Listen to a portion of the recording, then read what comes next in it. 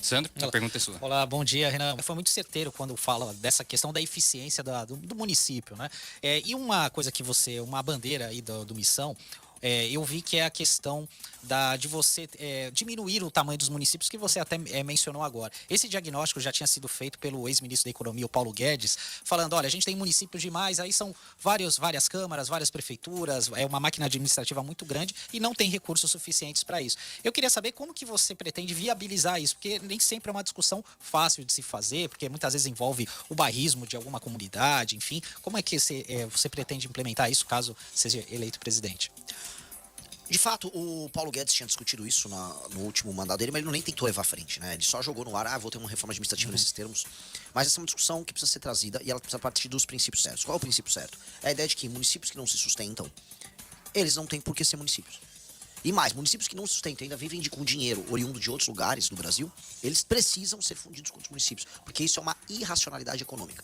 Ela parte da ideia básica de que, em geral, a maior parte dos municípios que foram se emancipando desde a Constituição de 88, se eu não me engano, quase, assim, aumentou em 40% o número de municípios emancipados desde a nova Constituição. Eles acontecem porque, em geral, uma família que não era majoritária no município, um grupo político, ele percebe, bom, se eu separar o meu bairro, o lugar onde eu tenho voto, aí eu crio uma cidade e eu mando nessa cidade, eu fico com orçamento. E foi uma jogada muito esperta. E aí esses caras foram emancipando as cidades, as pessoas acreditaram nessa mentira, e hoje você tem um pacto federativo que não funciona. Esse é o diagnóstico. A solução. Precisamos obter maioria para isso? Claramente. Agora, ao mesmo tempo, não apenas as pessoas se beneficiam, mas governadores vão se beneficiar e os próprios munícipes vão se beneficiar. A gente está falando em cortar, por exemplo, coisa de 2 mil prefeitos, seria no mínimo 20 mil vereadores, mais inúmeros secretários inúteis que são apenas apaniguados ali, uma galera amarrada a um prefeito, em geral, inútil. Então, isso tem um impacto orçamentário muito claro.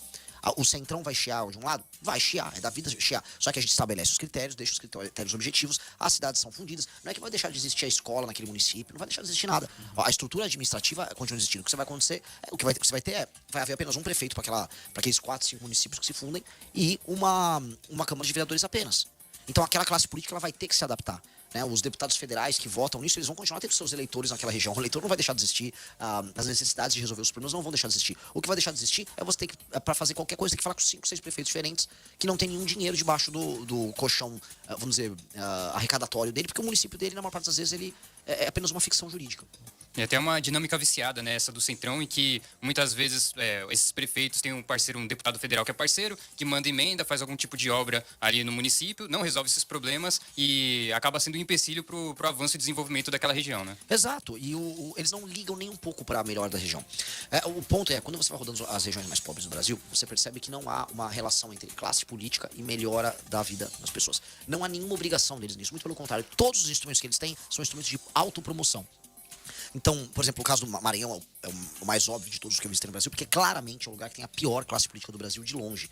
Me falam muito do Amapá, eu vou lá pra ver, mas ali era o seguinte, você pegava um deputado, ele comemorava, ele fazia uma placa gigantesca que ele asfaltava com bloquete, eles chamam de bloquete, que é um paralelepípedozinho, o chão ali de uma rua que tava de terra, muito mal pavimentado, o negócio quebra em 1 ano, já fica todo esburacado, mas ele faz uma propaganda que ele pegou uma emenda e fez aquele pedaço de rua. E aí as ruas da cidade são inteiras tomadas de placas, cada rua com um deputado lançando aquilo. Aquilo é uma vergonha, aquilo é nojento, é uma obra mal feita, tosca, em muitos casos superfaturada. E aí o que mais tem são as placas anunciando, é uma poluição visual de placa de deputado. Obviamente que isso aí é uma degeneração, isso não é administração política. Então, obviamente que essas pessoas se beneficiam daquele estado de coisas. Tá faltando governo federal, tá faltando governo estadual e tá faltando governo municipal. Não tem governança, tem político. Você tem político, mas você não tem governo. E isso precisa acabar.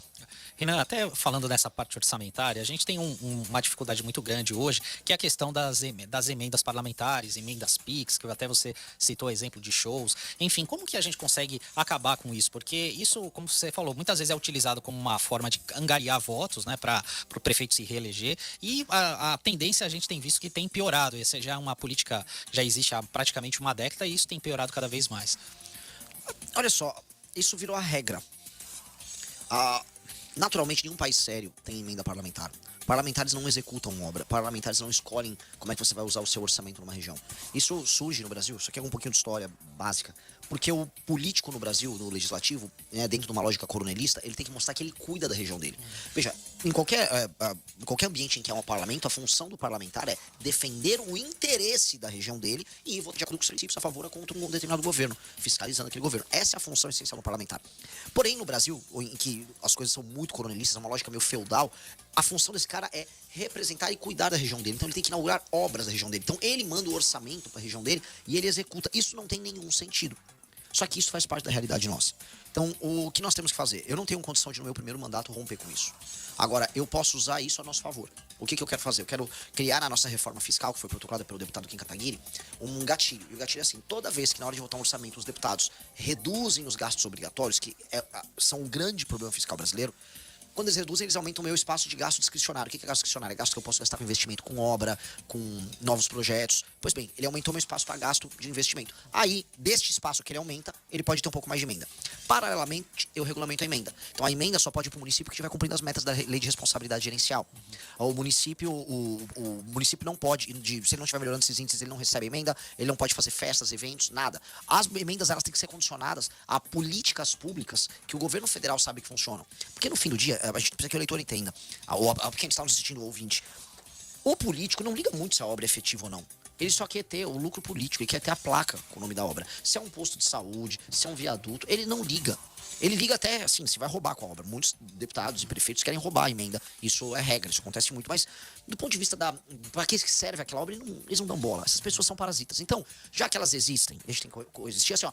Vocês vão fazer essa obra aqui, pode botar a placa e divulga essa desgraça, tá? Mas o governo federal vai determinar, vai fiscalizar, e os critérios para que você faça essa obra são critérios que são determinados pela Lei de Responsabilidade Gerencial. Aí, a emenda até existe, o idiota faz a propaganda imbecil dele lá, mas ele não atrapalha o funcionamento do Estado. É isso. Porque no fim do dia a gente tá lidando com um mundo de parasita e ladrão. Haveria um caminho, né? Assim, então, acaba-se com a democracia e não lidemos com esses idiotas.